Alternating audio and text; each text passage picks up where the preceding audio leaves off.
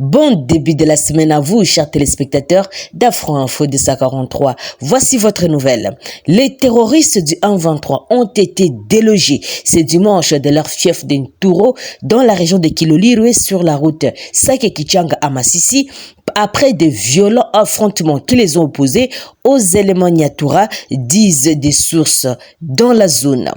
Autre nouvelle, la situation sécuritaire dans la province du Nord Kivu demeure toujours préoccupante malgré la calmie observée ces dernières semaines sur le terrain. Les constats est du vice-premier ministre, ministre de la Défense nationale et ancien combattant Jean-Pierre Bemba Gombo, qui a une nouvelle fois fait part au Conseil du renforcement des éléments de la coalition 1-23 RDF en vue de reprendre avec les hostilités. Le vice-premier ministre, ministre de la Défense nationale et ancien combattant, a poursuivi la série d'informations au gouvernement. Il est revenu principalement sur la situation sécuritaire dans l'Est de la République démocratique du Congo, qui reste préoccupante quand même dans les territoires de Massissi, de Rutshuru, au regard du renforcement des dispositifs RDF 1-23 et en prévision de la reprise des hostilités avec les forces armées de la République démocratique du Congo, rapporte le compte-rendu de la 99e réunion du Conseil des ministres tenue le vendredi 19 mai de l'année en cours. La situation sécuritaire dans la partie est de la République démocratique du Congo peine à s'améliorer. La force régionale de East Africa Community, créée en 2022 pour arrêter l'avancée du groupe armé du M23, a récupéré depuis décembre certains des bastions de ces terrorismes. Mais sur le terrain, les terroristes sont toujours là. Et depuis fin décembre 2022, la force régionale a cependant régulièrement affirmé avoir remplacé les rebelles dans cette zone. La République démocratique du Congo attend de la force régionale, pour le temps qui lui reste, l'application du mandat offensif tel que défini dans les différents accords signés en Angola et au Kenya. Nous attendons du côté de la force régionale une autre tonalité, surtout une autre action sur le terrain. À défaut, ça ne sert à rien, expliqué le 13 mai dernier Christophe Lutundula Apala, qui est le vice-premier ministre, ministre des Affaires étrangères et francophonie.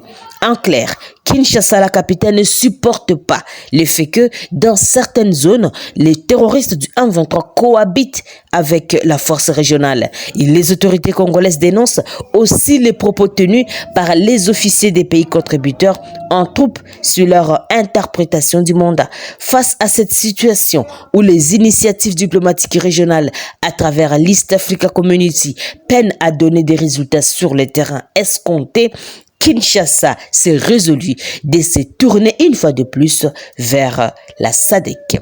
À 18h30 de ce dimanche 21 mai 2023, plusieurs véhicules ont été chargés en armes et l'approvisionnement en carburant a été effectué ce soir.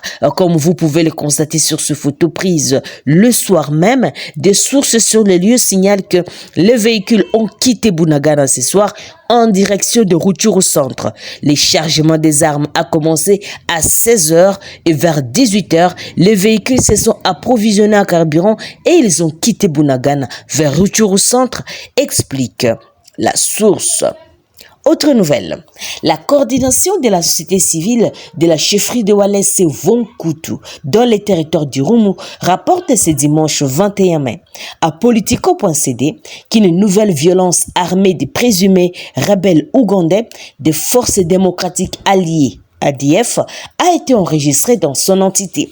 Lors de cette attaque meurtrière survenue au village Pinzili 2, des morts et des incendies d'au moins 7 véhicules ont été enregistrés dans cette localité située sur la route nationale numéro 4, axe Komanda-Luna, dans les territoires du Rumu, en province de l'Ituri. Ce matin, il y avait des véhicules qui quittaient le Nord Kivu et un autre qui était en panne au niveau du village Pinzili 2 a été incendié. Et jusque-là, il y a 2 civils tués et 7 gros véhicules incendié. Cet accord provisoire car on a dépêché une équipe sur terrain pour la vérification, a expliqué Dieudonné Sonia Malangai, qui est le secrétaire de Forces vives locales. Cette attaque qui a voulu couper la circulation sur ce tronçon de la RN4 a occasionné un déplacement des habitants vers les centres des commandats situés à 75 km de la ville de Bunia, chef-lieu de la province de l'Ituri. Et pour l'instant, le dispositif sécuritaire a été renforcé dans la région et en moins de 3 jours, la chefferie de Wallace Vonkutu vient de comptabiliser une dizaine de morts et tant d'autres dégâts matériels. Et ces attaques sont attribuées aux combattants islamiques ADF et leurs supplétifs qui sont actifs dans cette zone. Chers téléspectateurs d'Afro Info 243, c'est par ici que s'achève notre émission. Merci à vous tous de nous avoir suivis jusqu'à la fin.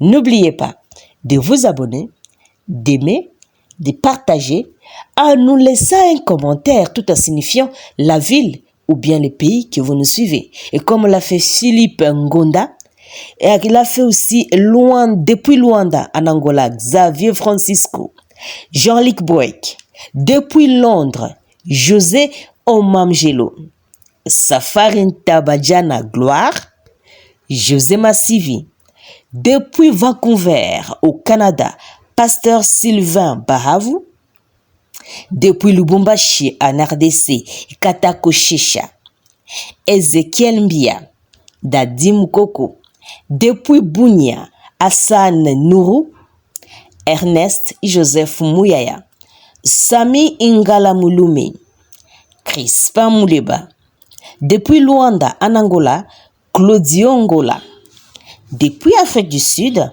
José Mwanza, Jonathan au Nord Kivu, depuis Colorado à Denver, Antolomia, depuis Phoenix en Arizona, André Moubera, depuis Jobourg, Marion Mida, Guillaume Guipato, depuis Philippines, Elias Salama, depuis la ville de Kinshasa, André Chiabinyanga Kadja, Lorenzo Silva, depuis les États-Unis, Floridon Voka, Jean-Claude Monji, Bahati Jean, depuis UK, Exaucé Vita, Quincy Brown, depuis Allemagne, Ndongala Précieux, Évariste Kassongo, Médard Nzaba, depuis la Norvège, Élisée Mukendi, et Gestion Africana.